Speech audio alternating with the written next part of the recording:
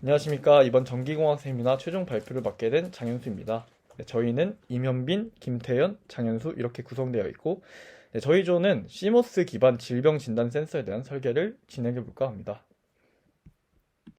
목차는 연구 주제 요약 및 필요성, 그리고 최종 목표, 관련 최신 동향, 연구 방법 및 추진 전략, 그리고 예상 결과물로 구성이 되어 있습니다.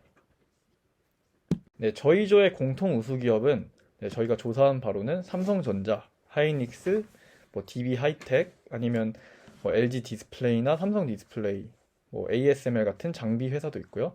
주로 반도체 관련 회사들에 대해서 조사를 했었고요. 저희 조에 특히 이제 삼성전자 같은 경우에는 미래 먹거리 육성 투자에 박차를 가하고 있습니다. 특히 반도체뿐만 아니라 바이오 분야도 눈에 띄는 투자를 진행하고 있는데요. 저희는 이 두 분야에 주목을 하여서 주제를 선정하게 되었습니다. 저희 조는 주제를 선정할 때 브레인스토밍 기법을 사용했습니다. 전기공학과에서 강전이 아닌 약전 분야, 특히 그곳에서도 반도체 분야를 택했습니다. 여기서 반도체 응용 분야인 센서 및 증폭회로, 그리고 공정 과정으로 바이오 센서를 제작하여서 생물학적 특정 물질을 감지하여 질병 진단을 하는 기기를 설계해 보도록 하였습니다. 다음으로는 연구 주제 요약 및 필요성입니다. 요약을 해보자면 반도체 공정 과정을 통해서 시모스 기반 스마트 질병 진단 센서를 제작하고, 이를 통해서 혈청에서 질병 인자를 검출하는 것이 저희의 목표가 되겠습니다. 이에 대한 필요성으로는 최근 초고령화 사회가 됨에 따라서 의료 서비스를 받아야 하는 인구는 증가하고 있습니다.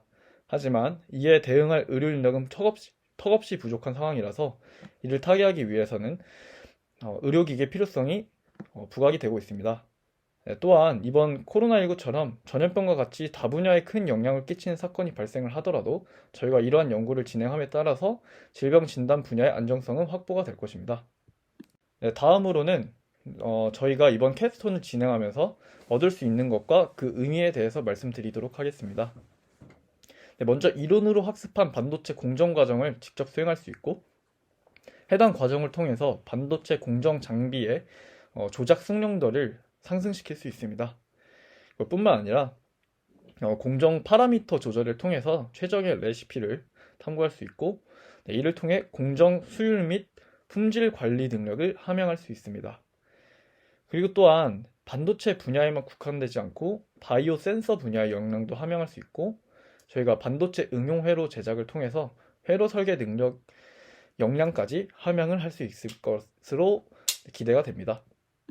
다음으론 저희 설계의 최종 목표에 대해 말씀드리겠습니다. 저희는 총 3가지 목표를 설정하였는데, 첫 번째 목표는 혈청을 전문적으로 전후 처리를 통해 질병 인자를 검출해내는 병원기기의 최소 70% 이상의 성능을 보이는 가정용 헬스케어 기기를 설계하는 것이고, 두 번째 목표는 컴팩트한 사이즈의 질병 진단 센서를 만들어 집이나 사무공간에서 용이한 사용이 가능하게 설계하는 것이며, 마지막 목표는 최신 공정 방법을 사용하여 시모스 기반의 반도체 소자의 단가를 낮춰 이를 통해 합리적 가격의 센서를 구현하는 것입니다.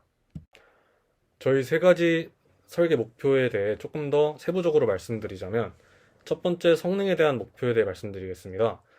저희는 성능에 대한 검사를 병원에서 쓰이는 혈청 검사와 결과를 대조하여서 상대적인 성능을 계산할 것인데, 이때 저희의 목표는 앞서 말씀드린 바와 같이 70% 이상의 성능을 바라고 있습니다.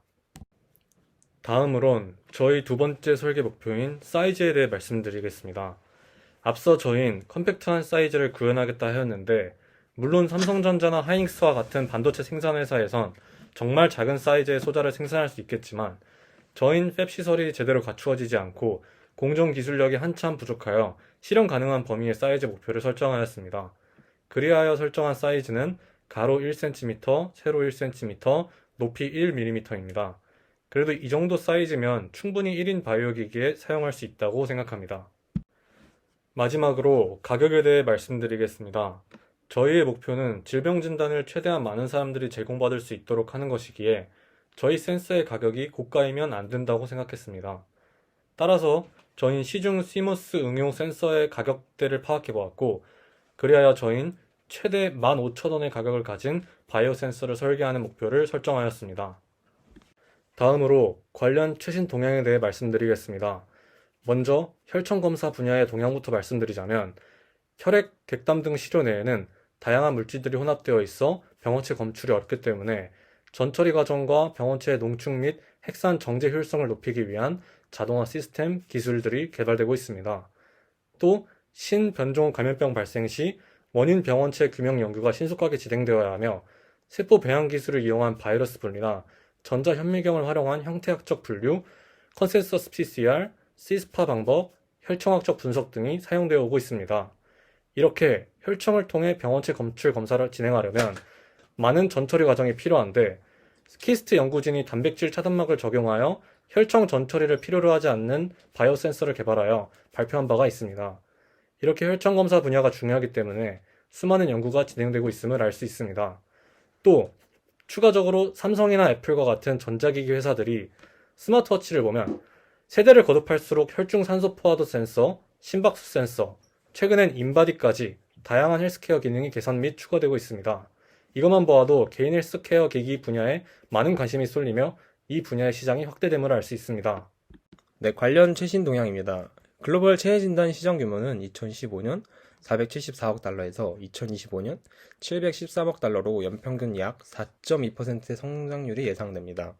최근 5년 기준 체해 진단 기기의 적용 분야 중 감염병 진단 분야가 가장 큰 비중을 차지하고 있습니다. 예를 들어 현재 코로나가 2020년 정도에 시작했을 때 시즌의 주가를 보시면 2020년 이후에 약 2, 3년간 엄청난 우상향을 보여준 부분을 보실 수 있습니다. 네, 저의 연구 방법 및 추진 전략 설명드리겠습니다. 실제 팹 공정에 참여하여 시모스 기반의 바이오 센서를 연구할 것입니다. 혈청 내 질병 인자를 검출하는 기술을 연구 개발하고 전문 혈청 검사 기기를 통해 성능을 검사할 것입니다. 실제 검출하고 싶은 질병이 있는 혈청을 통해 검사를 진행하여 혈액 검진을 통해 피 한 방울에 들어있는 특정 단백질의 양을 파악 및 증폭할 예정입니다. 네, 저희의 연구 방법 및 추진 전략 두 번째입니다. 왼쪽 그림을 보시면 이 그림이 시모스 공정 순서도입니다. 첫 번째부터 설명을 드리면 첫 번째는 필드 옥사이드를 성장시킵니다. 다음으로 P형 모스펫을 위해 옥사이드를 식각합니다. 애칭한다는 의미입니다. 3번으로 N-well 지역을 확산시킵니다. 그 다음으로 N 모스펫을 위한 옥사이드를 식각합니다. 그 후 게이트를 성장시키고 폴리실리콘을 위해 증착을 합니다. 그 다음에 폴리실리콘 위 증착 및 옥사이드를 식각하고 그 다음에 소스 드레인 이온을 주입합니다. 그리고 니트라이드 성장을 하여 식각, 증착, 식각을 통해 시모스 공정을 완료할 예정입니다. 네, 다음으로 예상 결과 부분 설명드리겠습니다. 대형병원의 혈청 전 후처리 공정을 포함한 질병인자 검출 검사 성능 최소의 70% 이상의 성능을 달성할 것입니다. 그리고 저희가 원하는 컴팩트한 사이즈, 앞에서 설명해 드렸듯이 컴팩트한 사이즈를 달성하고 인바디 측정기기와 비슷하게 세부 데이터를 클라우드에 저장 및 열람을 가능하게 하여 이 데이터를 분석하여 저희가 설계한 부분이 맞는지 파악할 예정입니다. 다음으로 검사 결과를 전문의에 전송하여 데이터를 토대로 진단할 것인데 저희가 검출한 내용과 전문의가 판단한 이런 판단이 일치하는지 결과를 검증할 예정입니다. 네, 예상 한계점과 해결 방안 설명드리겠습니다. 한계점은 저희 학교의 팹 공정에서 시모스 공정의 전 공정을 모두 진행할 수 없기 때문에 이 나머지 공정은 다른 시설에서의 공정 진행할 예정입니다.